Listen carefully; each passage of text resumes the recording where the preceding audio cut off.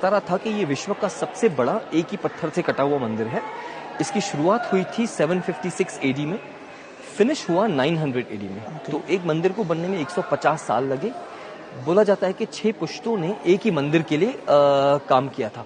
तो 6 पुश्तों के जो कारीगर काम कर रहे थे, लेकिन अचरज की बात यह है जो पहले आर्किटेक्ट ने काम प्लान बनाए, मॉडल्स बनाए, उनका काम है राजा के पास लेके जाना, उनको कहना कि सर आपको इस टेम्पल के लिए फंडिंग करनी है, आपको डोनेट करना है, लेकिन मैं आपको प्रॉमिस करता हूँ आप कभी देखेंगे नहीं। तो कौन ऐसी चीज के लिए पैसे देगा? मैं तो नहीं दूंगा। सही है। लेकिन उनको पता था कि हमारे पास इतने रिसोर्सेज हैं, हमारे पास इतने पॉलिटिकल बैलेंस है कि एक दिन ये खत्म होगा और आगे की पुश्तें खत्म करेंगी। तो बोलते हैं इसको विश्व का सबसे बड़ा एक ही पत्थर से कटा हुआ मंदिर है। It's the largest cut out monolithic cave of the world. इसका लोकल नाम मैंने आपको बताया कैलाश है जी। इस मंदिर का जो शेप दिया हुआ है वो रथ का शेप दिया हुआ है। अच्छा। तो हम लोग जब पीछे की तरफ जाएंगे आप देखेंगे जहाँ भगवान जी बैठते हैं। हाँ जी। इस कॉलम के पीछे का जो बाग है ये सारथी के लिए, ड्राइवर के लिए है। अच्छा जी। सामने की तरफ आप जो पैसेजेस देख रहे हैं ये योक्स हैं जो हम लोग नॉर्मली घोड़ों के ऊपर रखते हैं। अच्छा जी। लेकिन यहाँ पर 2 हाथी थे, खैर ये तो बचा नहीं है, उस तरफ का अच्छी कंडीशन में है। तो 2 हाथी थे, जब ये रथ चलेगा तो इसको उठा के आगे लेकर जाएंगे। ओके। तो राजा का जैसे रथ चल रहा है, तो अगर भगवान जी का रथ चल रहा है तो हर एक कंट्री, हर पॉलिटिकल पार्टी को अपने फ्लैग्स लगते हैं। तो यहाँ पर 2 फ्लैग पोस्ट हैं जिसको हम लोग ध्वज स्तंभ बोलते हैं। सिमेट्री के लिए एक इस तरफ है, एक उस तरफ है। अच्छा। इसकी हाइट है 56 फीट 17 मीटर्स। ये टेम्पल जो है 80 मीटर लंबा है, 51 मीटर चौड़ा है और 33 मीटर हाइट है इसकी। ओके। हाँ जी सर, इसको आप जैसे बता रहे थे बनाया गया था, हाँ जी, थोड़ा पता कैसे तो, बनाया गया? Right sir. तो इसमें कैसा है कि जब उन्होंने शुरुआत की, आपको एक चीज ध्यान में रखनी है कि अगर आप आजकल कोई घर बना रहे हैं, हाँ जी, तो सबसे पहले आप आर्किटेक्ट के पास चले जाइए, आप उसको पूछिए कि मुझे घर बनाना है। आपसे आर्किटेक्ट ये पूछेगा कि आपके पास जगह कितनी है। विच मीन्स कोई भी चीज स्टार्ट करने से पहले आपको स्पेस की जरूरत है, आपको ये कंसेप्ट समझना है स्पेस का। यहाँ जब शुरुआत हुई तो स्पेस तो है ही नहीं, ये तो पूरा एक अखंड पत्थर है। हाँ जी। तो जब उन्होंने शुरुआत की, सबसे पहले ऑर्डर किया इसके ऊपर से आप पेड़ काट दीजिए। अच्छा जी। फिर उसके बाद ये जो आपको वर्टिकल ट्रेंचेस दिख रहे हैं तो ये क्रिएट किए गए और बीच का पत्थर हर तरफ से अलग कर दिया गया। ओके। हो सकता है 12 से 14 साल लगे हों इस बीच का पत्थर अलग करने में, जहां से 2 लाख टन पत्थर बाहर निकाला गया। उसके बाद फिर इसकी कार्विंग शुरू हुई। 756 में जब इसकी शुरुआत हुई तो वो उस स्टेज पे रहे होंगे जहां ऊपर की तरफ है, जहां मंदिर की शुरुआत ऊपर से हुई थी। फिर नीचे उन्होंने खत्म किया। तो जहां हम लोग खड़े हैं ये आखिरी का भाग है। ओके। तो नॉर्मल क्या होता है आर्किटेक्चर, हम लोग अगर घर बनाते हैं आप नीचे से ऊपर जाते हैं, यहाँ पर ऊपर से नीचे आए और पीछे से सामने की तरफ आए, क्योंकि मंदिर का स्लोप जो है वो इस तरफ से है।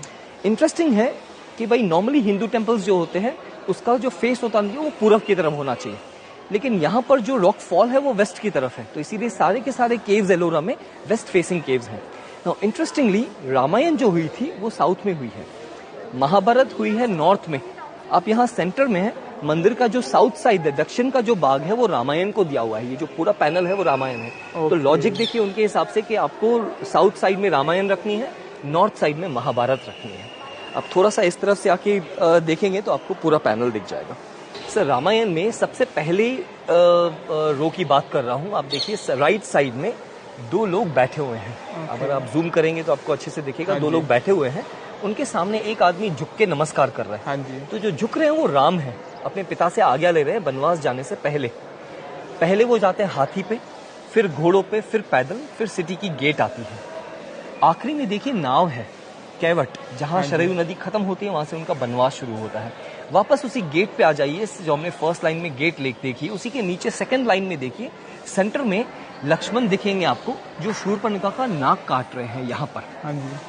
और उसी के राइट साइड में आपको दिखेगा कि शूर्पणखा पीछे की तरफ गिर रही है। रावण ने पहली आर्मी भेजी है, ये देखिए राम और लक्ष्मण है, ये उनकी आर्मी से फाइट हो रहा है, भाग जाते हैं वो लोग। थर्ड लाइन में आप देखेंगे राइट साइड में राम लक्ष्मण सीता बैठे हुए हैं। सीता को मरीच दिखता है जो गोल्डन डियर है। आप देखेंगे राम जो है, राम जी लक्ष्मण के पीछे, अपने मरीच के पीछे भाग रहे हैं, सॉरी, और उन्होंने तीर छोड़ा हुआ है जो मरीच के पीठ में दसा हुआ है। रावण आते हैं, ये सीता हरण हो रहा है। आर्टिस्ट बताना चाहता है कि वो पुष्पक विमान है, तो आप उसके पहिए देखिए जमीन को टच नहीं कर रहे हैं, वो हवा में है।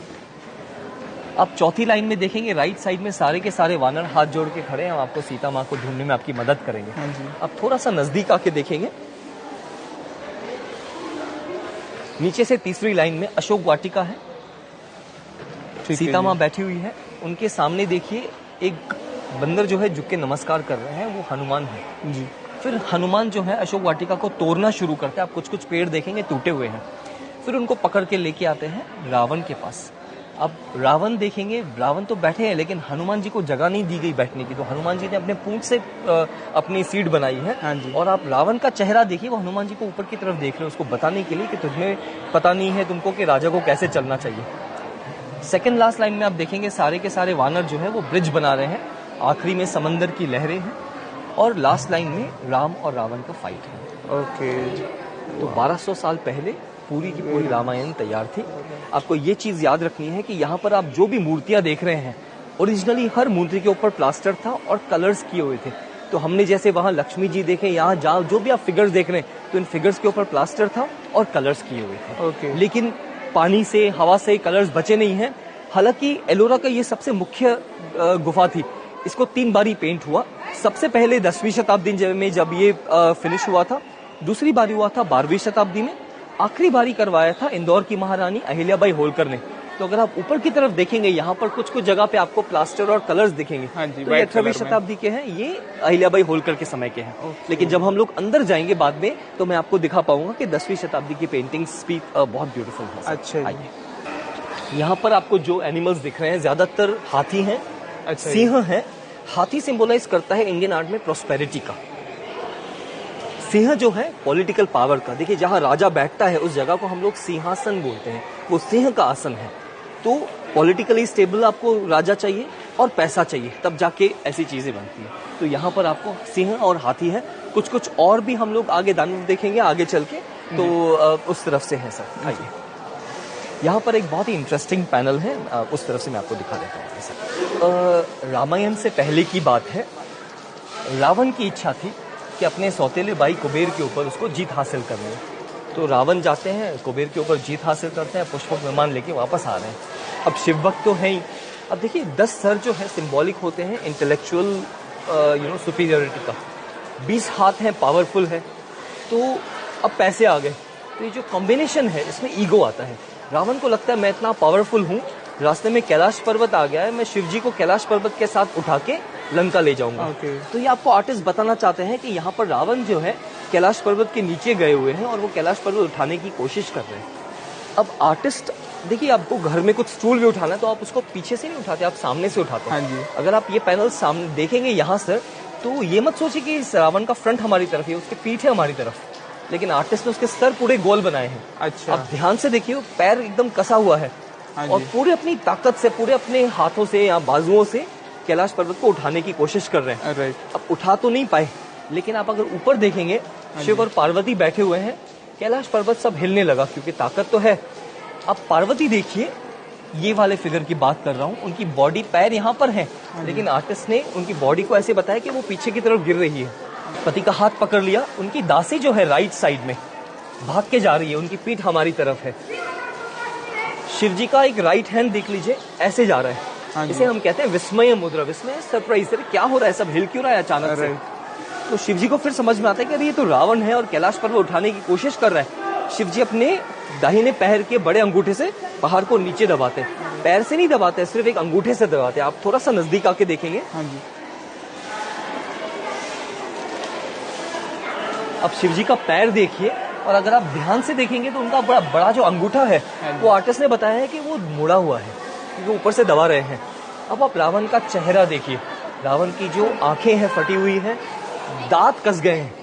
हालांकि खंडित मूर्ति है, लेकिन फिर भी आपको उसके एक्सप्रेशंस दिखाई दे रहे हैं कि ऊपर से प्रेशर आ गया। अब थोड़ा सा यहाँ से आके देखेंगे तो उनकी आप पीठ देखिए, बेंड हो रही है। राइट।